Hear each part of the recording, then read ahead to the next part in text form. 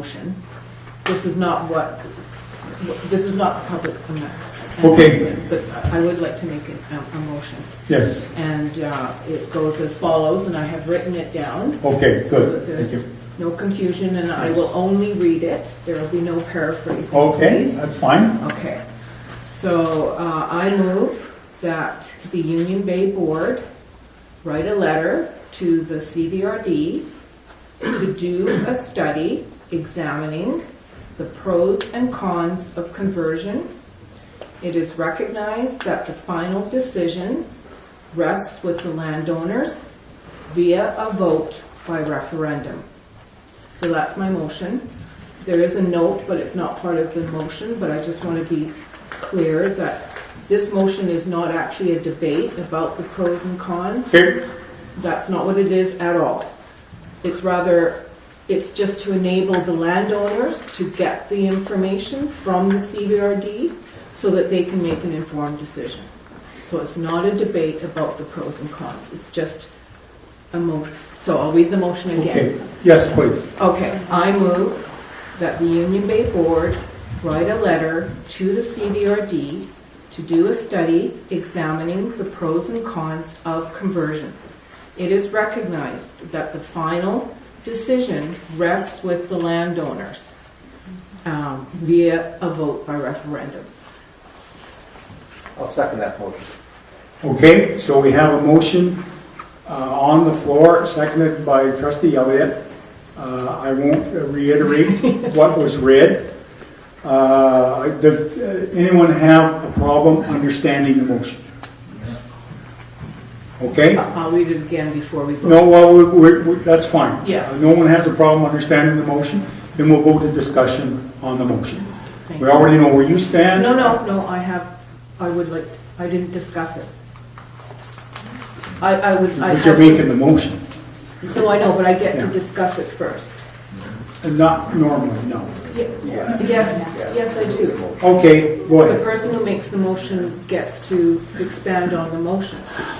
So, and why I brought this motion forward is at the CVRD meeting that we just attended, November 1st, some of you may have noticed in the newspaper that CVRD is also doing a water treatment plant. How many of you were aware of that?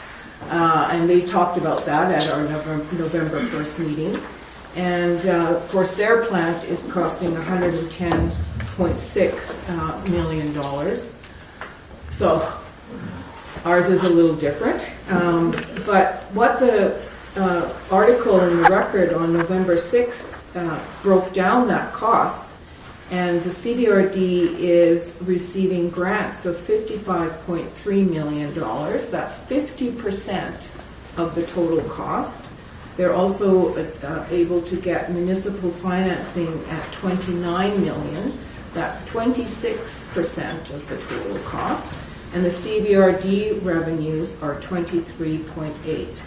So it really rang home to me like a slap in the face that, wow, there are some major perks to the tune of 75% of the cost of the whole water treatment plant because CVRD can access infrastructure grants and municipal financing. And I just thought, holy geez, we need to know more, we need to get a little bit more information about this. And the other thing that the CVRD mentioned at the meeting that we attended is, and this would come out in the course of the pros and cons discussion, which of course would involve the landowners, that the referendum, if it comes to a vote, can be written, should it be desired, to separate out our services. For example, converting the water portion. Maybe there's an appetite for people who don't want the fire protection to be transferred over. In other words, it can look like whatever we want it to look like. So that's really why I thought, gee, and Chair, that would tick off the final recommendation of the facilitators report. There's actually only one more recommendation outstanding, and that is to have a thorough, independent hydrology assessment of Langley Lake, which we're probably going to have to do anyway with regards to the other issue facing us, which is the logging. So that's why I thought the time to do this is now. And it will be, there is, as you know, that was also brought forward at the CBRD meeting, there is funding given for this process. So the referendum, the mail-outs, the meetings, all of that cost is covered by money from the province. Because they know that in order for landowners to make an informed decision, they need information. So that's why I'm putting this forward. Thank you very much. Okay. Trustee Bitton, you wish to weigh in on this? Well, I don't know, like Susanna spoke about how it would affect different departments or it could be broken into different departments. Your motion is not very selective on what the letter is stating and what is going to be asked of them. I mean, it's a pretty broad statement here. You know, should it be broken down into how it affects the filtration and the upgrades to the facilities and the fire department, or is this just a broad statement on how they're going to help us with each part of it? Or I don't know, it seems like a very open-ended statement to just ask to write a letter to them. It doesn't really break it down point by point as to what we should be asking. I don't know, that's my feeling. I can clarify that. The other point, I'm still speaking. Yeah. The other point is that, you know, I wonder about the timing of going to the regional district when we are moving forward with things and we have a lot of work to do ahead of us. My vision of the regional district right now, with their struggle with their $110 million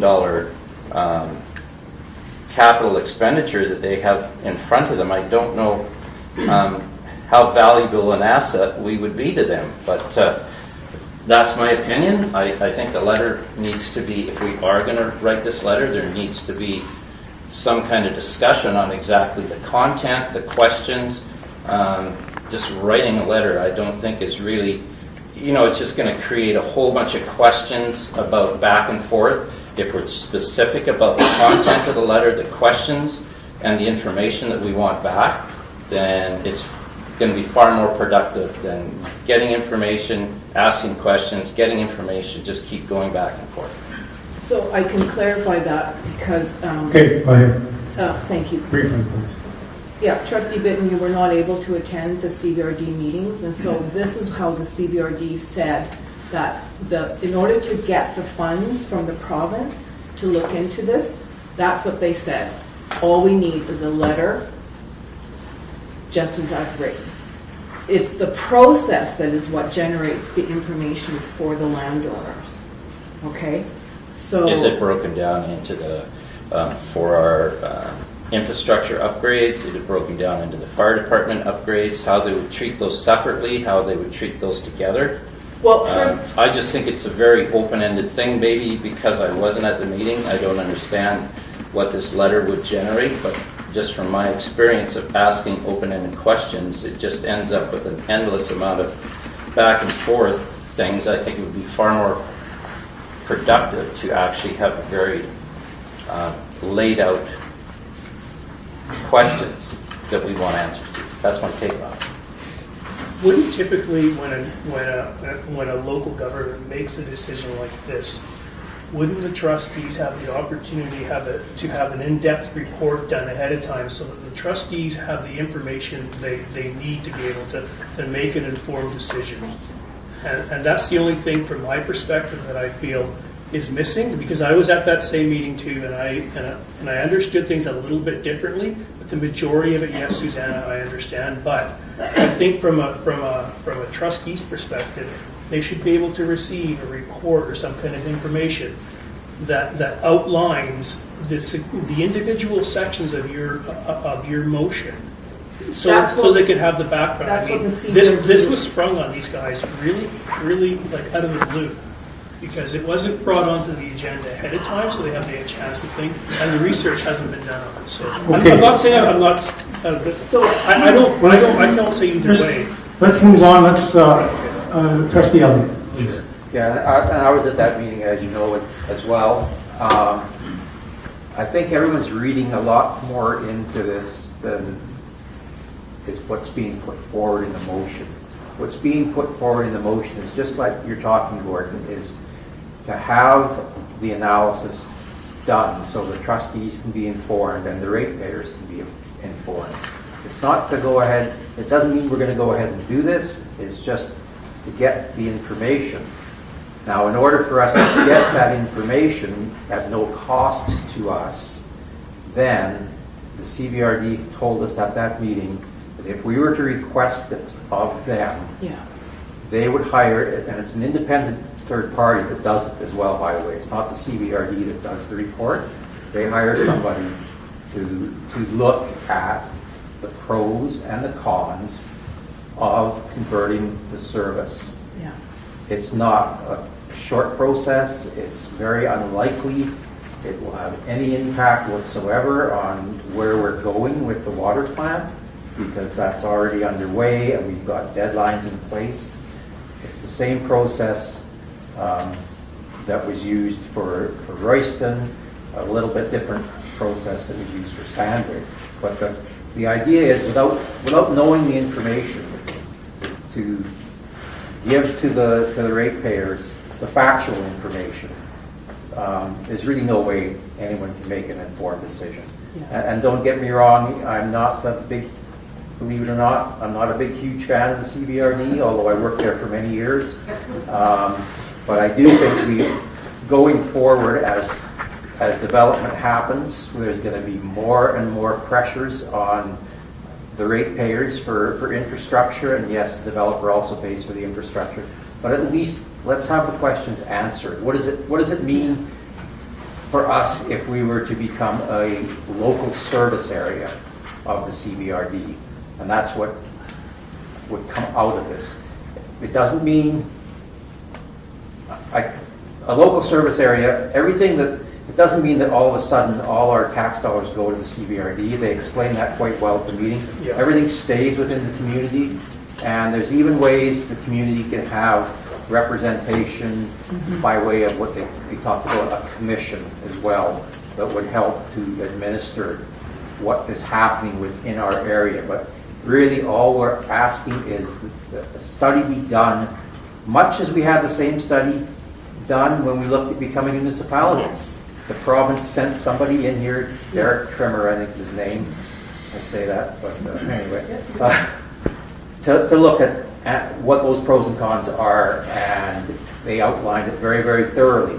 And they voted, and they decided not to become a municipality. Right. But at least all the residents, it was very, very well done. It was broken down into your costs for your taxes, your roads, all those things.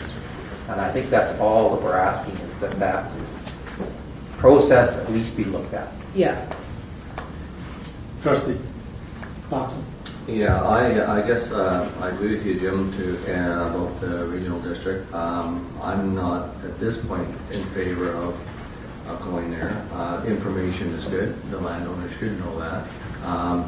I just recently found out the new fire hall on Hornby Island. It was estimated at $1.8 million in the regional district. And they came up and says, oh, we got grants. Grants are great, and everything else to the regional district. They got a $500,000 grant. Okay, so it brought it down to $1.2 million that the taxpayers of Hornby Island had to pay. And that sounds great, but the only problem is right now is there's an overrun on all this. And how it was mismanaged, I have no idea, but I heard recently that it's up to $3 million for this fire hall.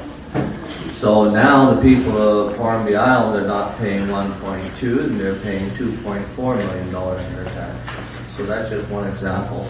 And when we get closer to this, I have the contact person on Hornby Island that was a part of it, and be more than willing to see if he would like to see the pros and cons of this, because down the road, we have to look at our fire hall. And so I see the information, the knowledge there, pros and cons, I have no problem with it.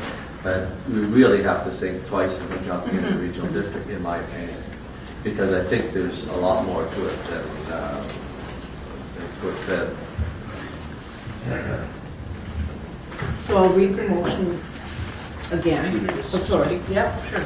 Okay, I guess I have a say too in this. And I agree with you, Trustee Kelzer. I don't see any harm in writing the letter and getting some information. At the end of the day, as everyone should know, it will be the people that will decide whether we do this or not. So from my perspective, I don't see any harm in at least inquiring. Obviously, we're not going to get there anytime soon anyway, and we also have a water plant to build and a fire hall to get going here. So this is something that a couple of years down the road, no doubt we'll have to look at pretty hard. But, yeah. So, anybody? I'll read it one more time. Yeah, you Add to can. that. And we're doing this, that's the other thing people hopefully realize that, we're building this filtration plant. We're building a filtration plant. We're building all this without raising our taxes. So, you can say you may not like what we're doing, you may like what they're doing. I don't really know. But the biggest thing is we're doing all this work for everybody in this area, for taxpayers, without raising our taxes. So I think I don't know about you guys, but I think this is huge consideration here. So, and we've done this within a year. So we've done a hell of a lot of work within a year to get to where we are today. So take it as...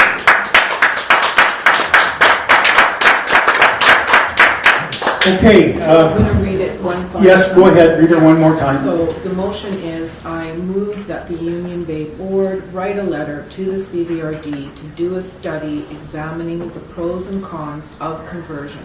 It is recognized that the final decision rests with the landowners via a vote by referendum. Okay, everybody understands that? Okay, so we'll now take a vote on Trustee Kelzer's motion.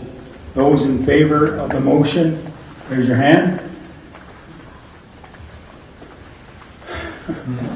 Those not in favor of the motion, raise your hand. Well, I have to tell you, I'm in favor of the motion. And Thank you.